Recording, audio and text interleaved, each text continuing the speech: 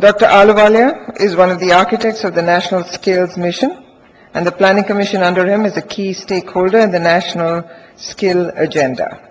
As chairperson of the National Skill Development Coordination Board, he's worked on policies and strategies to ensure coordinated activities. May I now invite the Deputy Chairman, Planning Commission, to address the gathering.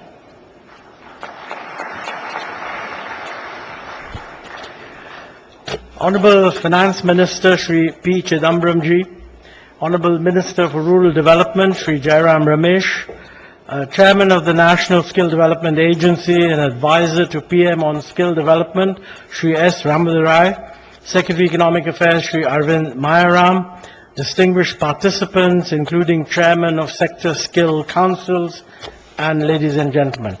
It's a great pleasure and a privilege to be part of this event, launching the National Skill Certification and Monetary Reward Scheme. You've just heard Mr. Ramadurai give you the background of the scheme and the way it was evolved, and also mention Mr. Chidambaram's personal involvement in giving a push to skill development over the past few years. I just want to say that when we were preparing the outline of the 12th five-year plan, one of the things that came home very strongly was that although we are rightly proud of many aspects of our higher education system, the fact is that in order to have rapid growth, Indian industry, once the economy was growing at about 8% or so, Indian industry began to experience a skill shortage.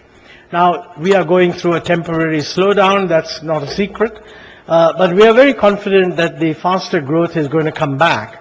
I think this gives us a little bit of time that if we really want not to experience the skill shortage as the growth comes back, we need to spend a lot of time getting the skilling done. I mean, various estimates were made about how much effort we need to put into the skill development area, and I think the general consensus was that you need an expansion on all fronts. Now, what I think the National Skill Development Corporation has been doing, and what this particular scheme produces, is extremely valuable in the sense that, first of all, the training is going to be strictly job-oriented. And that orientation is going to come from the active involvement of the skill development councils. I mean, active in the sense that they're actually going to lay down what are the requirements for skilling, and not simply participating in conferences to assert the importance of skill development, but they have a very important functional role in defining what are the courses that we should be giving. And actually these courses can be relatively short, relatively long, but they should be very strictly skill-oriented. That's point number one. And I think it's not just industry, but it's the it's the Sector Skill Council which is looking at it from the point of view of the requirements in terms of skills.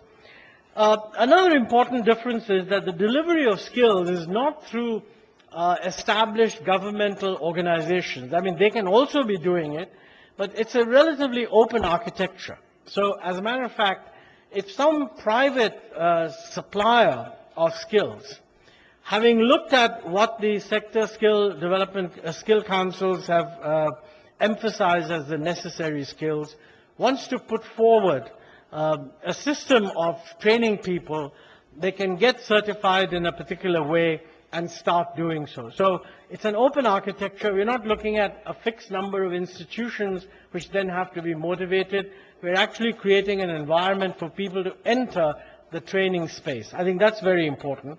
And finally, of course, the monetary reward that is being given, which in effect amounts to subsidizing the skill-giving process, is linked to actual success in achieving the relevant certificates. So basically, it's only if people actually get the skill required that they manage to get the reward that more or less hopefully will cover their costs. I think it's also open-ended in the sense that you know what the reward is going to be, but you may have different courses, some of which are cheaper and some of which are more expensive. So if it is your assessment that a particular course, although a little bit more expensive, is likely to have a much higher probability of getting a job, then you can actually go and do that course, and you still get reimbursed, but you get reimbursed up to whatever the fixed amount is that is available. So I think these are innovative, new factors. I hope that the scheme, as it rolls out, will produce the momentum that is necessary to develop the kind of skills that we need and the quantum of skills that we need over the next 5 years. I mean, we are now in the second year of the 12th five-year plan. The scheme is all worked out. It is being launched now. And it's the kind of thing where it could actually achieve full scale within a couple of years. So before the end of the 12th plan, we will have a system that is working. And what is more important, the system is entirely scalable. So in fact, if it works well, and if there is a demand for these things, it can roll out faster than is currently being assumed, and definitely the resources that will be needed to fund it will be provided. So I think it's a new and innovative effort at developing skills. I'm very happy to be part of the launch.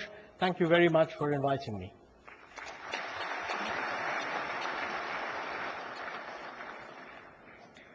Thank you, sir.